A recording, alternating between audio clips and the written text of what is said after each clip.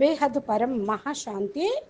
బేహద్ ఆత్మిక పరివారమునకు, ఆత్మిక సోదరి సోదరులకు బాపూజీ దశరథ్ భాయ్ పటేల్ తెలుగు ఛానల్కు స్వాగతం. మనము ఈరోజు సాక్షిబెన్ మరియు జ్యోతి ప్రకాష్ భాయ్ మధ్య జరిగినటువంటి డిస్కషను, యోగము తోటి పరివర్తన ఎందుకు రావటం లేదు, మెడిటేషన్ కోరటం లేదా, దీనికి కారణం ఏంటి మరియు సమాధానము అనే టాపిక్ తోటి మన ముందుకు వచ్చారు. కాబట్టి మనము ఏదైతే ఇప్పుడు మనం తెలుసుకుంటూ ఉన్నామో ఈ విషయం మనము తెలుసుకోవాల్సింది సంస్కారము గురించి. సాక్షి వేణు అడుగుతూ ఉన్నారు, మరి ఈ యొక్క సంస్కారంను ఎలా తయారు చేసుకుంటూ ఉంటారు? మనం ఏదైతే సంకల్పం చేస్తూ ఉంటామో అవే అలవాట్ల రూపంలో వస్తూ ఉంటాయి, అవే దృఢపడుతూ ఉంటాయి. ఆ సంస్కారాన్ని ఎలా మార్చుకోవాలి అంటే, శక్తి అనేది ఆత్మలో ఉంటే హ్యాబిట్స్ని కూడా, సంస్కారాన్ని కూడా మార్చుకోవచ్చు. అంటే ఈ అలవాటు పడిపోయినాయి అన్నమాట. అనేక జన్మల యొక్క కర్మల ఖాతాలు కూడా ఈ యొక్క సంస్కారం కింద ఈ జన్మలో కూడా రావచ్చు. మరి మీరు మంచి ఆలోచన చేస్తూ ఉన్నట్లయితే మీ లోపల కూడా అదే ఆలోచన వస్తూ ఉంటుంది, అదే కర్మ మీరు చేయగలుగుతారు, అదే సంస్కారం కింద అవుతుంది, దృఢమవుతుంది కూడా. ఇప్పుడు చూడండి, ఏదైతే సంస్కారం ఉన్నదో అవన్నీ కూడా మైండ్ లోపల ఫీడింగ్ అయినాయి. చాలా పవర్ఫుల్గా సంకల్పం ఉందనుకోండి, అది కాన్షియస్ మైండ్ నుండి ఎక్కువగా మరి బయటికి రికార్డింగ్ అయిపోయినది బయటకు వస్తూ ఉంటుంది. పవర్ఫుల్గా ఉన్నటువంటి సంకల్పము స్థూలంలోకి కూడా వస్తున్నప్పుడు, ఎప్పుడైతే ఆత్మ పవర్ఫుల్గా అవుతుందో కంట్రోల్ చేసుకోగలుగుతూ ఉంటారు. కేవలం సంస్కారాల్ని పరివర్తన చేయటము అనేది సబ్ కాన్షియస్ మైండ్ మాత్రమే చేయగలుగుతూ ఉంటుంది. అన్నిటికీ కూడా టెస్ట్ అనేది వెళ్ళినట్లయితే మనము ఏదైతే బుద్ధి అనేక దృశ్యాలను చూస్తూ ఉంటుంది, దాన్నే జ్ఞాన సంస్కారము అని అంటూ ఉంటారు. ఫోర్స్ఫుల్గా దాన్ని బుద్ధిలోకి వేస్తూ ఉంటారు. ఇట్లాగా ఫోర్స్ఫుల్గా వేసినప్పుడు వేయగా వేయగా అది దృఢమవుతుంది. ఒక ఆలోచన, ఒక మాట, ఫీలింగు, భావన సబ్కాన్షియస్ మైండ్లో వేయగా వేయగా వేయగా వేయగా అదేమవుతుంది, సంస్కారం కింద అవుతూ ఉంటుంది. ఎందుకంటే మీరు చాలా ఫోర్స్గా దాన్ని వేశారు. అదే అభ్యాసం కూడా చేస్తూ వదిలిపెట్టినట్టయితే అది ఇంకా దృఢమవుతూ ఉంటుంది. అదే కణ కణంలో కూడా మరి దృఢపడిపోతూ ఉంటుంది. ఇప్పుడు చూడండి, యుద్ధమే నడుస్తూ ఉంది. ఎంతవరకు పోట్లాడుతూ ఉంటారు, ఎంతవరకు కొట్లాడుకుంటూ ఉంటారు. మనం అందుకనే ఏదైతే ఇప్పుడు చూడండి, బాపూజీ మనకు వీడియోస్ చెప్తూ ఉంటారు, జ్ఞాన స్వరూపంగా కండి అని, జ్ఞానాన్ని ధారణ చెయ్యండి అని. పరం శాంతి పరం శాంతి పరం శాంతి అని మీరు సంకల్పం చేస్తూ ఉంటే అలాగే దృఢ సంకల్పం అవుతూ ఉంటుంది. అందుకనే మనము ఏదైతే మనకి జ్ఞానంలో 4 సబ్జెక్టులు చెప్పారు: జ్ఞానము, యోగము, సేవ, ధారణ. దానిలో మనం జ్ఞానం అనే పైన ఫోకస్ అనేది ఎక్కువగా చేసినట్లయితే మనం జ్ఞాన స్వరూపంగా అవుతూ ఉంటాం. దీనితో పాటు మనం యోగ స్థితిలో కూడా వెళ్ళిపోతూ ఉంటాం, యోగం నేర్చుకుంటూ ఉంటాం. మనము ఏదైతే అంటూ ఉంటామో అదే మార్నింగ్ లోపల వచ్చేస్తూ కనెక్ట్ అవుతూ ఉంటాం. మనము ఏదైతే మెడిటేషన్ చేస్తూ ఉంటామో ఒక సంకల్పం తీసుకొని ఆ సంకల్పాన్ని మాటి మాటికి వేయటంతో ప్రజలు కూడా చాలా దీర్ఘ లోతైనటువంటి డీప్ స్థితిని అనుభవం చేసుకుంటారు. సంకల్పం వేయంగా వేయగా దాని డీప్లోకి వెళ్ళిపోతూ ఉంటారు. అదే ఆత్మ యొక్క లోతైన స్థితి, డీప్ స్వరూపంలోకి చేరుకోవటానికి అభ్యాసం చేస్తూ ఉంటాం. అదే సాక్షి బేన్ చెప్తున్నారు, రోజు మేము పొద్దున్నే గైడెడ్ మెడిటేషన్ ఎందుకు చేయిస్తూ ఉన్నాము అంటే, ఆత్మ యొక్క స్థితిని చేరుకోవటానికి, ఆత్మ లోతుల్లోకి వెళ్ళటానికి ఇది ఒక అభ్యాసము. ఎంతవరకు అయితే మనం ఈ స్థితిని చేరుకోమో అంతవరకు కూడా అర్థము కాదు. చాలామంది ప్రశ్న వేస్తూ ఉంటారు, ఈ గైడెడ్ మెడిటేషన్ ఎందుకు అని. ఈ ఈ యొక్క ప్రాసెస్ ఎందుకు అని. ఇప్పుడు ఈ ప్రాసెస్లో మనం సంకల్పాలు చేస్తూ ఉంటాం. ఎలా సంకల్పం చేస్తూ ఉంటామంటే ఒక విధి ఉంటుంది. ఆ విధి అనుసారంగా మనం చెప్తూ ఉంటాం. కాబట్టి జ్ఞానము అవసరము ఎందుకు లేదు? ఆత్మ జ్ఞానము ఎందుకు కావాలి? బ్రహ్మ జ్ఞానం ఎందుకు కావాలి? అని చాలామంది కూడా అడుగుతూ ఉంటారు. ఈ విషయం యొక్క విస్తారంలోకి మనం వెళదాము, అర్థం చేసుకోవడానికి ప్రయత్నం చేద్దాము. ఎందుకంటే యోగము అనేది ఒక స్థితి అని మీకు తెలుసు. దీనిలో ఆత్మ తన యొక్క దుఃఖాలకు నివారణను పొందుతుంది. డీప్ స్థితిలోకి, సైలెంట్లోకి చేరుకుంటూ ఉంటుంది. అన్నిటికంటే గొప్ప విషయము ఆత్మ డీప్ స్థితిలోకి చేరుకుంటుంది. ఇది చాలా గొప్ప విషయమే. ఆత్మ తన దుఃఖానికి నివారణ కూడా పొందుతూ ఉండాలి, పొందుతుంది కూడా తప్పకుండా. ఈ యొక్క పూర్తి ఎపిసోడ్ని మీరు చూడండి. మీ యొక్క ప్రశ్నలు ఏదైతే యోగానికి సంబంధించినవి ఉన్నాయో అవన్నీ కూడా ఈ ఎపిసోడ్ విన్న తర్వాత మీకు జవాబు లభిస్తుందని ఆశిస్తున్నాను అంటూ సాక్షి వేణు అంటూ ఉన్నారు. ఇక్కడ జ్యోతి ప్రకాష్ బాయ్ కూడా దానికి సమాధానం చెప్తూ మరి ఈ ప్రశ్నే అడుగుతూ ఉన్నారు. అన్నిటికంటే ఫస్ట్ ఆత్మ దుఃఖపడటానికి కారణం ఏమిటి అని ఫస్ట్ ఇది మీరు చెప్పండి అని అడుగుతూ ఉన్నారు. అన్నయ్య అంటూ ఉన్నారు, మనము యోగ విషయాన్ని తీసుకున్నట్లయితే ఇది ఫస్ట్ స్టెప్ పురుషార్థంలో, ఆధ్యాత్మిక మార్గంలో ముందుకు వెళ్ళటానికి ఫస్ట్ స్టెప్. ఎందుకంటే మనసుని శాంతింప చేసుకోవటానికి ఇది ఒక పెద్ద ప్రాసెస్ అనే చెప్పవచ్చు. నేను ఇది మరి అందరికీ అర్థమయ్యే విధంగా చాలా విస్తారంగా చెప్తాను అంటున్నారు అన్నయ్య. ఈరోజు మనం ఏదైతే చర్చించుకుంటూ ఉన్నామో అది చాలా పవర్ఫుల్ అండ్ ఇంటెలిజెంట్ ఆత్మలకు కూడా, అంటే తెలియగల వాళ్ళు, వివేకము బుద్ధి కలిగినటువంటి వాళ్ళకు, ఎవరైతే సాధన చెయ్యాలి అనుకుంటూ ఉన్నారో వారి యొక్క జీవితంలో కూడా ఇది చాలా అవసరమవుతుంది. ఎప్పుడైతే యోగం చేస్తూ చేస్తూ ఈ యొక్క సబ్జెక్ట్లోకి దిగిపోతూ ఉంటారో వాళ్ళ యొక్క దృక్పథం కూడా మారిపోతూ ఉంటుంది. ఈ లెక్కతోటి మనము యోగ మార్గంలో ముందుకు కూడా వెళ్ళగలుగుతూ ఉంటాం. దీనికి దీని కొరకు జ్ఞానము చాలా ఉపయోగపడుతూ ఉంటుంది. కాబట్టి తెలుసుకోండి అంటున్నారు జ్యోతి ప్రకాష్ భాయ్. దుఃఖానికి కారణం ఏంటి అంటే మనం ఏదైతే సృష్టిలో చూస్తూ ఉన్నామో దాన్ని లోతుగా అర్థం చేసుకోవాలి. మన శాస్త్రాల్లో కూడా చెప్పారు. సాంఖ్య దర్శనంలోనూ యోగ దర్శనంలోనూ దీని యొక్క సారాంశము చెప్పడం జరిగింది. మనం చాలా సంక్షిప్తమైనటువంటి చర్చ చేసుకుంటూ ఉన్నాము. సృష్టి పురుష్ మరియు ప్రకృతి యొక్క సంయోగంతో తయారైంది అంటున్నారు జ్యోతి ప్రకాష్ భాయ్. పురుష్ మరియు ప్రకృతి ఎవరైతే ఉన్నారో వాళ్ళు విభిన్నమైనటువంటి ధృవాలు లాంటి వాళ్ళే. ఇది కూడా అర్థం చేసుకోవాలి. సాకారంలో కానివ్వండి, ఆకారి రూపంలో కానివ్వండి, నిరాకారు పురుషు నుండి ప్రకృతి వేరైపోయింది. ఇలాగా పురుష్ ప్రకృతి అంటే శక్తి శివుడు, ఇది చైతన్యమైనటువంటి ప్రకృతి. ఈ యొక్క దృశ్యంను మనం చూస్తూ ఉన్నాం. ఈ సృష్టిలో మనకు కనపడుతూ ఉంది. మనం ఏదైతే సంకల్పం చేస్తామో ఆత్మ పురుషు సంకల్ప శక్తి కలిగి ఉంది. ప్రకృతి సంకల్పాన్ని ఒక రూపము అనేది ఇస్తూ ఉంటుంది. అది మనం అర్థం చేసుకోవాలి. ప్రకృతి స్వయం ఏమి సంకల్పం చేయలేదు.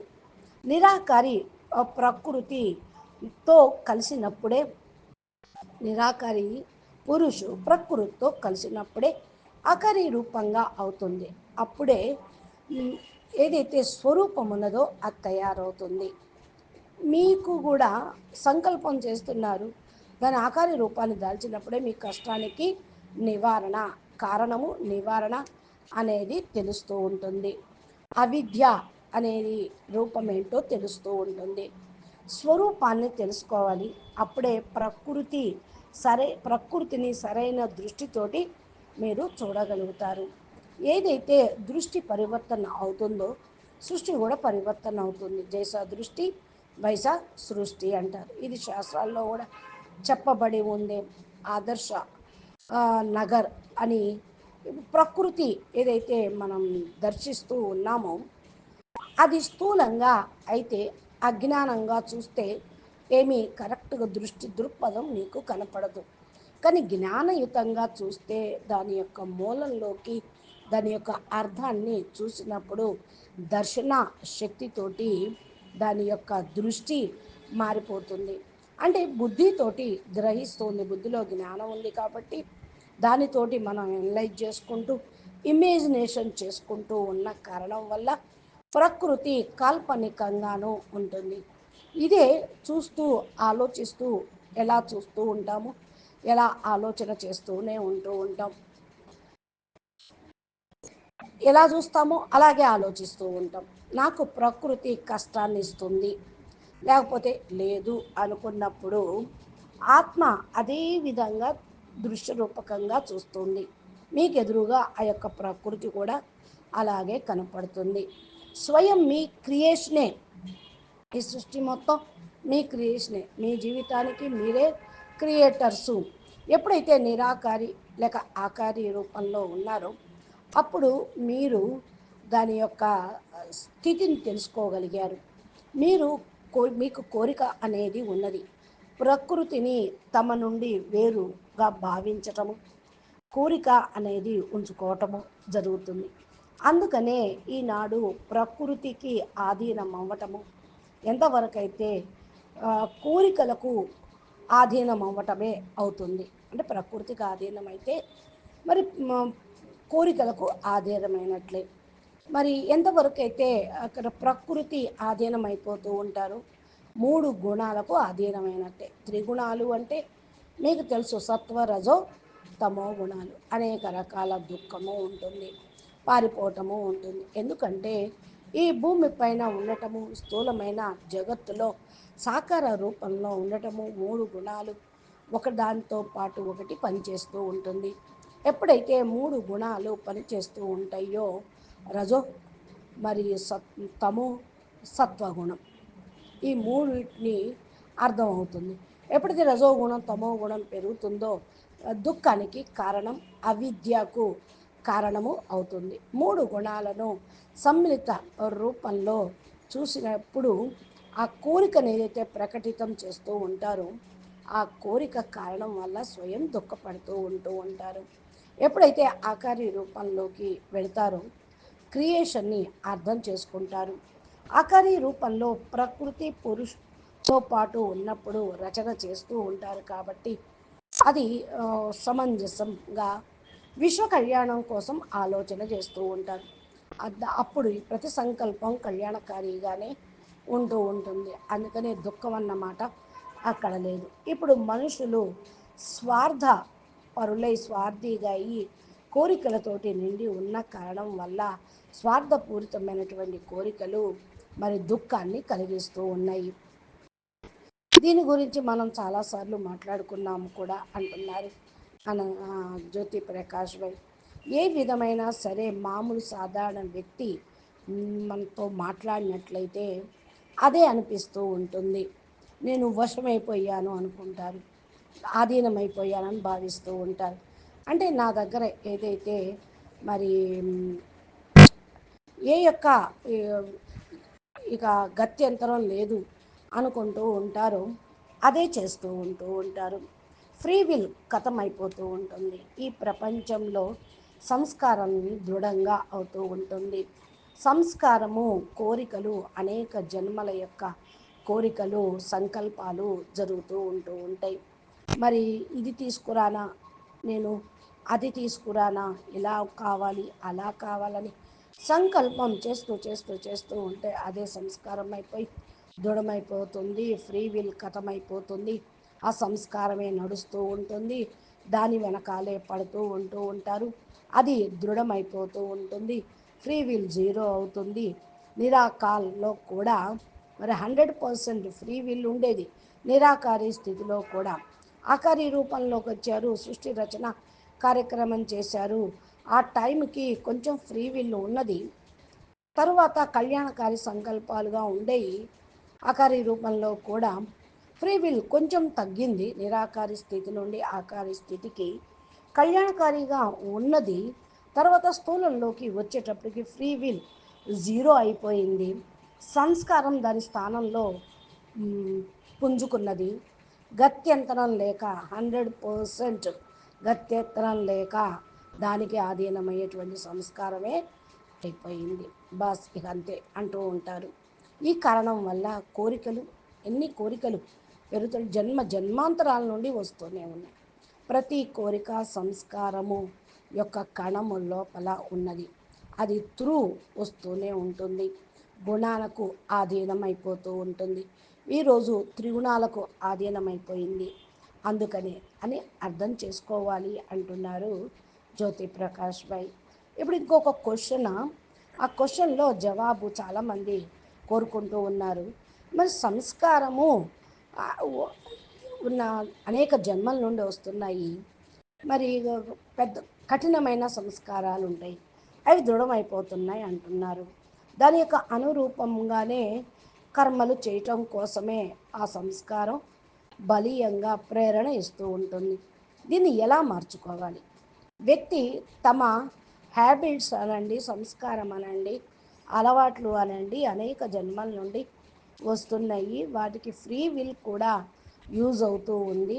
మరి ఒక ఆత్మ వీటి నుండి బయటపడాలి అంటే ఏం చెయ్యాలి అని సాక్షి వేణు అనంత జ్యోతి ప్రకాష్ భాయ్ని అడుగుతూ ఉన్నారు. దానికి అన్నయ్య గారు అంటూ ఉన్నారు, ఆత్మ లోపల ఏదైతే సంకల్పం ఉందో, నేను మారాలి అనే కోరిక సంకల్పము ఉంటే తప్పకుండా వాళ్ళు వాపసు వాళ్ళ పూర్వం నిరాకారి స్టేజ్లోకి వెళ్ళిపోతారు. ఇది చాలా ఇంపార్టెంట్ అర్థం చేసుకోవటానికి అని అంటూ ఉన్నారు. ఏ సంకల్పమైనా చేసినప్పుడు జ్ఞానం అయితే అర్థమవుతూ ఉంటుంది. జ్ఞానము లాజికల్ మైండ్లో అర్థమవుతూ ఉంటుంది. మరి కాన్షియస్ మైండ్ లాజిక్గా ఉపయోగించుకున్నప్పుడు మనకు అది యూజ్ అవుతూ ఉంటుందని అర్థం చేసుకోండి. సంకల్పం కూడా చేస్తూ ఉంటాం. ఏ విధంగా, ఒక ఎగ్జాంపుల్ నేను ఇస్తాను. ఒక వ్యక్తి ఎగ్జామ్ ఇవ్వడానికి, పరీక్ష రాయడానికి వెళ్తూ ఉన్నాడు. ఆయన మాట్లాడుతూ ఉన్నారు, భయపడుతూ ఉన్నాడు. కానీ ఎవరో అన్నారు భయపడద్దు అని. నువ్వు భయపడద్దు అంటున్నావు. ఆ మాట అనగానే ఏమవుతుంది? ఎగ్జాక్ట్లీ వాళ్ళ లోపల స్వయంగా భయం అనేది ఉన్నది. నేను ఎంత భయపడుతున్నానో, నా యొక్క ఎగ్జామ్ ఖరాబ్ అయిపోతుందో నాకు తెలుసు అని. ఇది లాజికల్ బ్రెయిన్ తెలుసుకుంటుంది. అందుకని మీరు కూడా చేంజ్ చేయలేరు వాళ్ళని. వాళ్ళ లోపల భయం అనేది ఉంటుంది.